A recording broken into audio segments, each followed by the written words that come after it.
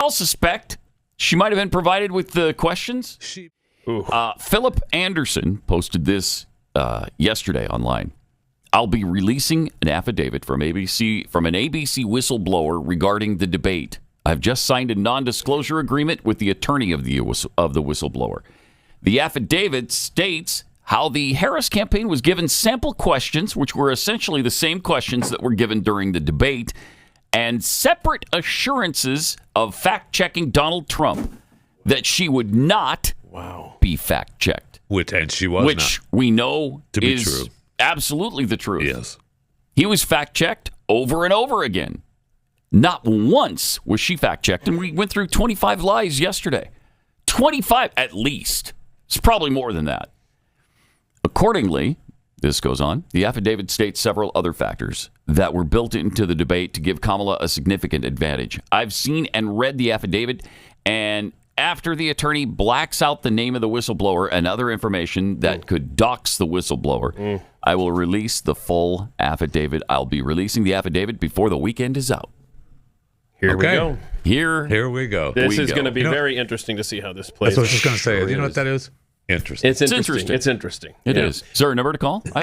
So yeah, it's right there on the wall. Oh, okay. If you take Philip Anderson's report there and couple it with what I received from a Walls family member who has been providing me. Yeah, we've heard some stuff from this family member before. Yeah, and this individual has been right on everything they've provided me. I just posted this on my Twitter account at Keith Malinak, and this is what he sent me. He's referring to a Walls family member, okay? Mm-hmm. She was in debate prep with Kamala. The muted mics issue was not the issue the Harris campaign was waiting on in the last few weeks. It was indeed the outline of the questions. Yep. The affidavit that is going to be released is 100% true. A lot of the mid-level employees at ABC are not Trump supporters, but what they witnessed on debate night shook them to their core. They feel the network lost any credibility it had left. Kamala usually... Did it have any left? Yeah. I'm a little confused by that. That's a weird sentence. Kamala usually takes a Xanax before going on stage before any event. Who doesn't? That's how she stops the cackling. She didn't take any Tuesday night because she knew she would not be stressed. Wow. This story will far surpass the Trump debate performance because insiders at CNN are even appalled. I will say that there's more to that isn't included in this. Also, Biden is 100% out of the loop on everything now. He gets the intel briefing he is required to get, and that is about it. The Harris campaign doesn't even want him on the trail anymore. The country is being run by a shadow cabal of the Obamas, Susan Rice, and Eric Holder. Again, this is a Walls family member who is referring to another Walls family member who had all of this information. And this is someone very close. Very, very close. Interesting. It is interesting. It's interesting. And no, Jeffy, it is not all of these leaps. I am just going to protect my source. There are not many leaps whatsoever. You would know this person. Okay. Well, if this doesn't affect the election, nothing will. Right. Amen. Nothing will. 100%. Yeah. Good We're grief. just done. I suspected from the start. Yes. She was given the questions. Everybody's like, nah, she would not. They said no. Of course they said no. When have they ever told the truth? When? They have never told the truth. They opened up the debate making that point. Yeah. Yes. Which made you believe right from the beginning, I don't think that's true. It would explain a lot because she's not good at this stuff. She's not good. She had practiced ways to stare at Trump when she was on camera. Yeah. You know darn well that was all. I mean, she practiced in the mirror for days. Gosh. With those looks. Yeah. And it was all. She never really did say anything, but when she did, it was. I can't. My wife was making fun of me because I'm in the other room going, that's a lie. That's not true. And it all was. I mean, everything she said was a lie. And I can't understand how Trump hasn't already demanded a second debate. It's weird. In fact, he's done the opposite. Now, yesterday, he just said it's not going to happen. Right, yeah. Do we have the post? We could put the image up of what Trump posted online. Do we have that? I don't know. I don't have it on my sheet. Oh, there it is. I guess. When a prize fighter loses a fight, the first words out of his mouth are, "I want a rematch." Polls clearly show that I won the debate against Comrade Kamala Harris, the Democrats' radical left candidate, on Tuesday night, and she immediately called for a second debate. All right, let's, for a second, pause. I want to see one poll that says that. I've seen 0 polls that say Donald Trump won this debate. He said every single shows he won. He's got to have internal polling, right? Maybe, I don't know. Maybe an internal poll. I don't know. Who's around him just being yes men. Tell him that he did not win the debate. He didn't win. Now, that being said, if this Kamala Harris got the questions in advance, that's a whole different thing. If that blows up this weekend, yeah, and I hope it does. Please, then by all that is effectively holy. he wins the debate. Yes, and has true. Can lean on that and say, "Why am I going to debate? You see how unfair it is." And then you could say, "You'll just be set up again." Told you, yeah. I mean, it wasn't fair in the first place. It was 3 against 1. Plus, you guys provided her the questions. Correct. More than 3 against 1. But it's Vice President Kamala Harris insists there should be a third presidential debate. 2 nights ago, Donald Trump and I had our debate. You watched it? Did you watch it? And look, I believe we owe it to have another debate. Right? We owe it to the voters. But former President Trump says he is done debating. When a prize fighter loses a fight, you've seen a lot of fights, right? The first words out of that fighter's mouth is, "I want a rematch. I want a rematch." And that's what she said, "I want a rematch." Polls clearly show that I won the debate against Comrade Kamala Harris. But she immediately called for a second debate, which means that she was like a prize fighter that lost a fight. We had 2 debates, though. I had a debate with crooked Joe Biden, right? And I had another debate with her. There will be no third debate. It's too late anyway. The voting's already begun. And controversy is following Tuesday's showdown. Pollster and former Clinton strategist Mark Penn says ABC News should do a full investigation into the debate. I actually think they should do a full internal investigation, hire an outside law firm. I don't know how much of this was planned in advance. I don't know what they told the Harris campaign.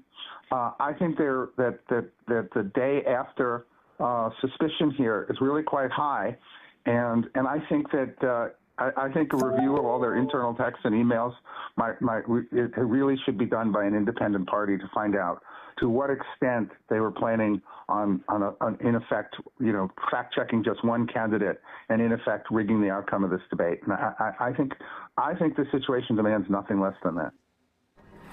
And he's a Democrat.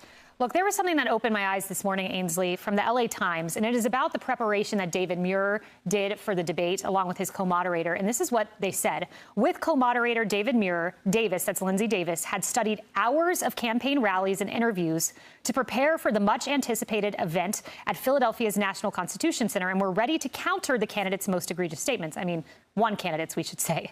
The decision to attempt to correct the candidates was in response to the June 27th CNN debate between Trump and President Biden, whose poor performance led to his exit from the race. When I read that, I hear, in other words, Trump trounced Joe Biden. That can never happen again. And therefore, we are going to watch Trump rallies, not both, to check one candidate. Exactly. That's what I heard, too. So first of all, I don't blame Donald Trump. He already did the debate in June 27th. He did the one on ABC last week on the 10th.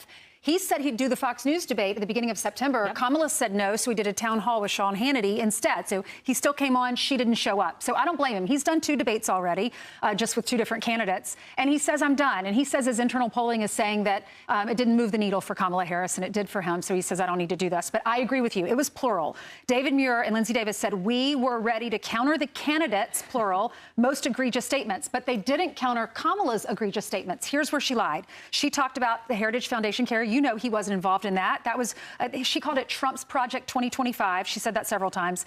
Said he supports an abortion ban. That was sent back to the states. He's not banning abortions. Ban on IVF. He knows that a lot of women rely on IVF, or men too, to start a family. He never said this. Then she said Trump's going to cut Medicare. Not true. Said that Trump supports a national sales tax. Not true. There were dozens of lies that she said, and not once was she fact-checked. That is so well said. I mean, Todd, if you watched both candidates' debates, you would have seen Kamala give the IVF lie. You would have seen Kamala give the lie about a national abortion ban, and you would have fact-checked it. So Lindsey Davis, David Muir, you didn't watch Kamala's debate, and if you did, you made a concerted decision not to check her.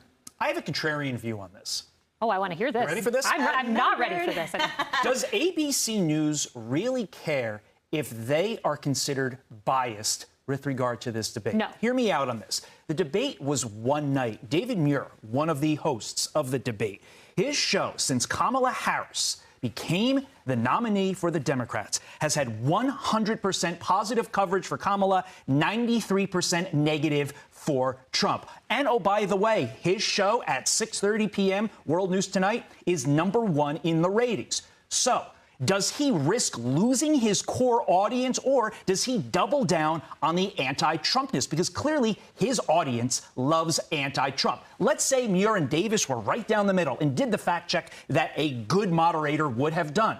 It's not like at 6:30, the Fox audience is going to be like, forget Brett Baer. I'm going to flip it on over to David Muir. That's not going to happen. So there was nothing to gain for them by doing their jobs the right way. It's a perverse incentive, Kaylee, but they did it for the business. And I think at the end of the day, I'm curious to see what happens over the next month with ABC's ratings. Did they steal from MSNBC? Did they steal from the other far left networks at 6:30? Going to be curious to see. Yeah, they're partisan activists, and I don't think they care being portrayed as such. You know, Emily, moving this forward to a third debate. Before the cameras even shut down, like the lights were still bright in Philadelphia, and Kamala Harris's campaign team was already out on Twitter saying we want another debate. Political Playbook has a wise nugget today. They say generally a front runner is keen to sit on his or her lead, and eschew extra debates. The lagging candidate is often looking for more opportunities to break through and advocates for more confrontation. In other words, if Kamala was such a front runner, she wouldn't be asking for more debates. Right. Look, we see it with children, right? Every time I get up to softball, when I strike out, I want to get up and, right, you want to redeem yourself. When I hit a home run, then I'm like, I'm cool. I'll sit the rest out. You want to retire after the Super Bowl. It's such clear strategy. It's such clear analysis of the behavior. And I think what's so fascinating for Americans to see is that night of polish, the veneer, helped in part, of course, by the 100% positive ratings and the zero fact-checking, is look at her after that on the rally. We reverted back to the cackling. We reverted back to the zero substance. For some reason, she sort of put on the cape of, I got this, I understand the assignment, but everyone sees through that night and since that there is no substance. So the other irony is that while she's calling for another debate, Americans have been calling for policy. Americans have been calling for articulation, and more fundamentally, they've been calling for a restoration of the time when President Trump was president, because that's when we had more on our kitchen tables, we had more in our wallets, we had more safety and security on the streets. So she can call for as much as she wants, but I think it's also important strategically that President Trump keeps saying there's not going to be a third one, because the campaign for Kamala keeps saying second. But no, he's already put in his two because it was Joe Biden. Yeah, and Kara, here's the case for not doing a third debate. This is the Real Clear Politics national average.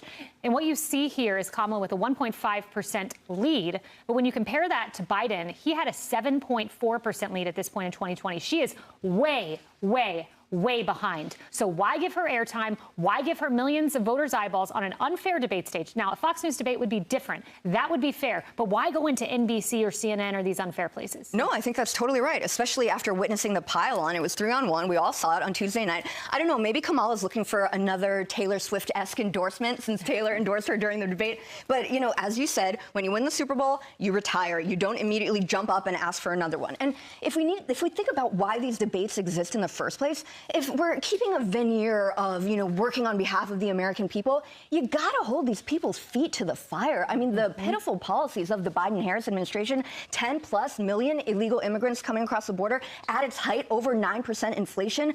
American interests are being attacked all across the globe. As people have said before, the world is on fire. They had a duty to talk to Kamala Harris about that, because remember, she's styling herself the change agent. And the best thing I've seen so far is you're not a change agent because you had 3.6 2.5 years in office to actually make this change and help America. If Trump wanted to destroy America, he would have done so in his first term. If Kamala wanted to change America, she would have done so in the last 3.5 years. Come on, we haven't seen it. And to your point, I wish they would have asked her, at any point during this administration, have you stood up to President Biden and said, no, Mr. President, in the Situation Room as the last person in the room before Afghanistan, did you tell him no?